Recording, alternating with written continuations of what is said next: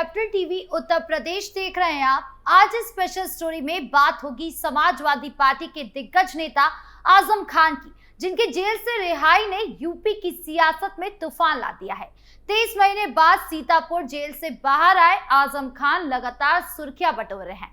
उनकी डिमांड पार्टियों में इतनी बढ़ गई है जैसे सोने की मुर्गी मिल गई हो। एक तरफ वो सपा से नाराजगी जाहिर कर रहे हैं, तीखे बयानों से बीजेपी पर हमला बोल रहे हैं, तो वहीं दूसरी तरफ बसपा और सुभाषपा जैसे दल उन्हें लुभाने में जुटे हुए हैं।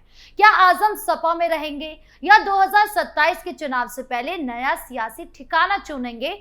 उनकी वाई श्रेणी सुरक्षा ठुकराने की बात हो या रामपुर में अटल लोकप्रियता, हर कदम चर्चा पर है। क्या कुछ चल रहा है आजम खान के साथ, सब कुछ बताएंगे आपको विस्तार से।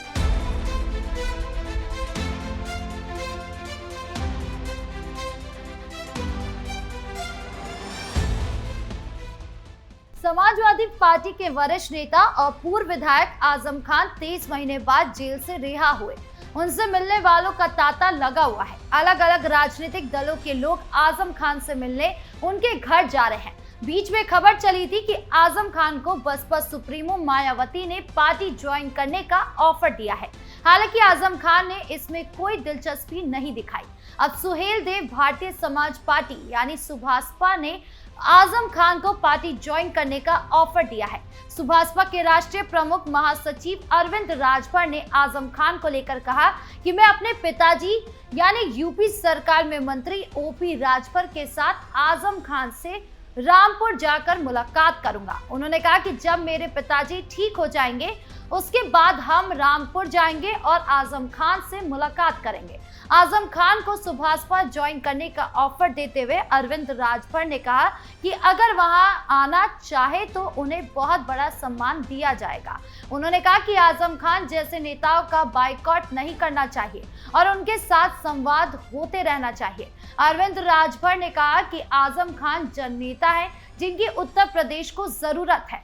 यही नहीं, उनके बसपा में जाने की काफी संभावनाएं जताई गई है, जिन्हें खुद आजम ने नकार दिया। पिछले दिनों आजम और अखिलेश की मुलाकात भी हुई थी। फिर पिछले 9 अक्टूबर को कांग्रेस नेता सीपी राय ने आजम खान से मुलाकात की तो एक बार फिर चर्चाओं का दौर शुरू हो गया। आजम के कांग्रेस में जाने की अटकलें लगने लगी। अब सीपी राय ने इस बार में सफाई दी है। बकायदा एक्स पर पोस्ट कर सीपी राय ने लिखा है कि उनकी हैसियत नहीं है कि आजम खान को कहीं ले जाए। सीपी राय ने अपनी पोस्ट में लिखा, देख रहा हूं कि आजम भाई से मेरी मुलाकात को लेकर अर्थ का अनर्थ किया जा रहा है। आजम भाई और मैं दोनों समाजवादी पार्टी के संस्थापक हैं और पार्टी की स्थापना के बाद करीब 36 साल साथ काम किया है तथा इस दौरान बहुत ज्यादा नेताजी के साथ दौरा करना हुआ, बहुत से संघर्ष का साथ रहा। आजम भाई और मेरा भाई का सुख और दुख में साथ देने वाले मित्र का रिश्ता है और इसी कारण मैं उनसे मिलने गया था, जो मेरा अधिकार भी है और कर्तव्य भी। हम दोनों लंबे समय बाद मिले थे तो बातें हुई, हर तरह की बातें हुई और खूब बातें हुई, पर केवल आपसी सुख दुख की। मेरी ये हैसियत नहीं है कि आजम भाई को मैं कहीं ले जाऊं, बल्कि आजम भाई की ये हैसियत है कि वो मुझे कोई भी आदेश कर सकते हैं जो मुझे मानना ही होगा। इसीलिए कृपया हमारी मुलाकात में राजनीति खोजने की कोशिश ना करें तो कृपा होगी। इसके पहले 10 अक्टूबर को कांग्रेस नेता सीपी राय ने अपने एक्स अकाउंट पर आजम खान से हुई मुलाकात पर विस्तार ब्यौरा दिया था। सीपी राय ने लिखा था कि आजम भाई तथा उनके परिवार पर किया गया जुल्म पत्थर को भी रुला देगा। कल पूरा दिन और आधी रात आजम भाई या मोहम्मद आजम खान साहब के साथ बीता। आजम भाई मेरे भाई हैं, दोस्त हैं और हर सुख दुख के साथी हैं। वही आजम भाई जिन पर भाजपा सरकार ने 114 और उनकी पत्नी, बेटे और बहन और रिश्तेदारों पर करीब 350 मुकदमे लाद दिए हैं। कल दिन में उनके घर पर पहुंच गया, फिर जौहर विश्वविद्यालय में करीब 2 घंटे रहे और उसके बाद उनके साथ उनके घर चला गया। उनके परिवार तथा उनके रिश्तेदारों के साथ बहुत ही शानदार डिनर किया। पता नहीं मेरे लिए इतना इंतजाम था या उस दिन ये सब होना ही था। उन्होंने आगे लिखा कि इसके बाद आजम भाई की दास्तान सुनना शुरू किया। हर बात पर रोना आ रहा था, पर आजम भाई कमजोर नहीं पड़े, इसलिए मुश्किल से अपने आप को रोकता रहा। सचमुच यदि ये सारी दास्तान किताब की शेल्फ पे छप जाए तो पता नहीं क्या होगा। शायद पढ़कर बहुत लोग रोएंगे और हो सकता है कि ये दास्तान अंतर्राष्ट्रीय स्तर पर चर्चा का मुद्दा बन जाए। पर रात 1 बजे के बाद जब उनके घर से निकला तो मन बहुत बोझिल था। यद्यपि आज भाई ने बाद में कुछ और किस्से सुनाकर माहौल बदलने का प्रयास किया, परंतु मन में से वही सब दुखद घूम रहा है। आजम भाई रात 1 बजे के बाद भी और बात करना चाह रहे थे, परंतु मुझे लग रहा था कि कहीं मैं रो ना पड़ूं। पर जहां उन्होंने रुकने का इंतजाम किया था, उस कमरे में पहुंचते ही मेरे आंसू का रुका हुआ बांध टूट गया। कांग्रेस नेता सीपी राय ने लिखा कि मुझे याद नहीं आता कि आजादी के बाद से आज तक किसी भी नेता को इतना और इस तरह प्रताड़ित किया गया हो। आजम भाई, भाभी जी, बेटा और सभी रिश्तेदार पता नहीं किस मिट्टी के बने हैं, ये सब बर्दाश्त कर सके, वरना तो बिना गिरफ्तारी के किसी नेता को देश ने संसद में फफक कर रोते देखा था। सलाम आजम भाई, भाभी जी, अब्दुल्ला और उन सभी को जो आजम भाई के साथ नत्थी कर दिए हैं। सुरक्षा को लेकर भी आजम खान आजकल काफी सुर्खियों में है। दरअसल समाजवादी पार्टी के दिग्गज नेता और पूर्व यूपी कैबिनेट मंत्री आजम खान ने वाई श्रेणी की सुरक्षा लेने से इनकार कर दिया है। उन्होंने बयान जारी कर कहा कि उन्हें इसकी लिखित जानकारी ही नहीं है कि उन्हें सुरक्षा मिली है। उन्होंने सुरक्षा कर्मियों को वापस लौटने के लिए कह दिया। आजम खान ने कहा कि कैसे यकीन किया जाए कि खाकी वर्दी पहने हुए और हाथों में हथियार लिए लोग यूपी सरकार के ही मुलाजिम हैं। उन्होंने अपने आर्थिक हालात का भी हवाला देते हुए कहा कि सुरक्षा में लगे जवानों के लिए गाड़ी मुहैया करा सकूं।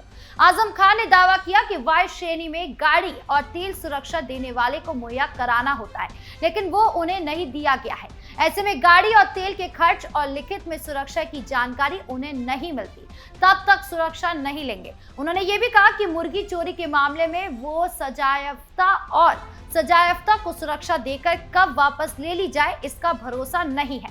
उन्होंने तंज कसते हुए कहा कि शहर लूटने वालों को भारत सरकार के कमांडो मिले हुए हैं। और क्या कुछ बोले आजम खान, आप भी सुनिए। सुरक्षा जब तक मेरे पास कोई तहरीर ना हो कि किसने दी है ये सुरक्षा, मैं कैसे भरोसा करूं कि ये खाकी वर्दी पहने और हथियार लिए हुए लोग उत्तर प्रदेश सरकार के लोग हैं। एक बात। दूसरी बात ये कि मेरे माली हालात इस वक्त ऐसे नहीं हैं कि मैं सिक्योरिटी के लिए कोई सवारी मुहैया करा सकूं। तो मैंने ये भी मैसेज कराया कि अगर आप सिक्योरिटी दे रहे हैं तो इन्हें बिठाने के लिए मेरे पास गाड़ी नहीं है। वाई सिक्योरिटी में ये प्रोविज़न है कि आप गाड़ी, तेल, ड्राइवर वो सब मुहैया कराएंगे, जो मुझे अभी तक नहीं कराया गया है। और जब तक वो नहीं होता और जब तक तहरीरी तौर पर सरकार मुझे ये ना बताए कि मुझे सुरक्षा मिली है, किस श्रेणी में मिली है, और ये बात इसलिए कह रहा हूँ कि आज ही एक हिंदी के बड़े अखबार में ये खबर शाया हुई है कि सरकार में इस बात पर विचार हो रहा है कि जब मुझे वाई श्रेणी की सुरक्षा मिली थी तब मैं सज़ा याफ्ता नहीं था। अब मैं, क्योंकि मुर्गी चोरी के इल्ज़ाम में 21 साल की सज़ा पड़ी है, मुझे 36 लाख का जुर्माना है मुझ पर, सिर्फ एक मुकदमे में अभी 113 के फैसले बाकी हैं। तो जब मैं सज़ा याफ्ता मुजरिम हूँ और बकौल उस अखबार के सज़ा याफ्ता को सिक्योरिटी नहीं मिल सकती, तो मैं ये कैसे मान लूँ कि ये लोग जो आए हुए हैं ये कब वापस ले लिए जाएंगे। अगर मेरे पास कोई एश्योरेंस नहीं होगा, श्योरिटी नहीं होगी उनके रहने की, तो मैं कैसे भरोसा करूँगा।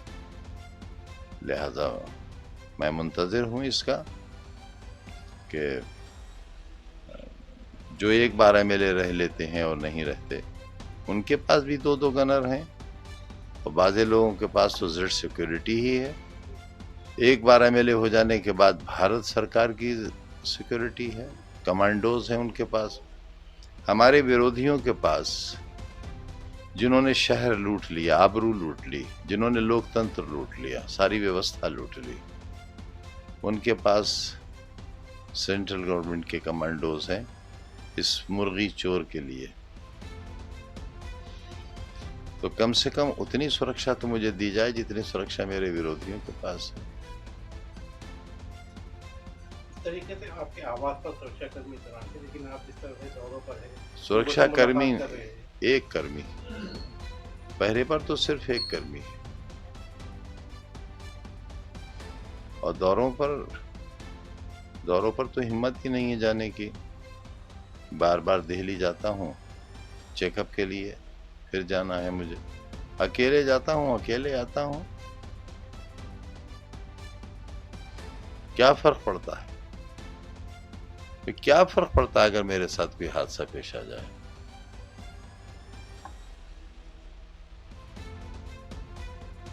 विधानसभा में कंडोलेंस हो जाएगी, एक पार्लियामेंट में हो जाएगी, कह दिया जाएगा मरहूम बहुत अच्छे आदमी थे। ये नहीं बताया जाएगा उस वक्त के चोर भी थे, वो मुर्गी चोर थे, बकरी चोर थे, भैंस चोर थे, फर्नीचर चोर थे, किताब चोर थे। उन्होंने और उनकी प्रोफेसर बीवी ने शराब की दुकान लूटी थी। आजम खान की जेल से रिहाई ने यूपी की सियासत में भूचाल ला दिया है। उनकी नाराजगी और बयानबाजी सपा के लिए चुनौती है तो अन्य पार्टियों के लिए अवसर बनी है। बसपा और सुभाषपा के ऑफर ठुकराने के बावजूद आजम की लोकप्रियता रामपुर में अटल है। सुरक्षा ठुकराने का उनका फैसला और बीजेपी पर तंज सियासी गलियारों में चर्चा का केंद्र बना है। अब ऐसे में सवाल उठ रहा है कि क्या वो सपा में रहेंगे या नया रास्ता चुनेंगे। ये सवाल 2027 के चुनावों को हिलाएगा।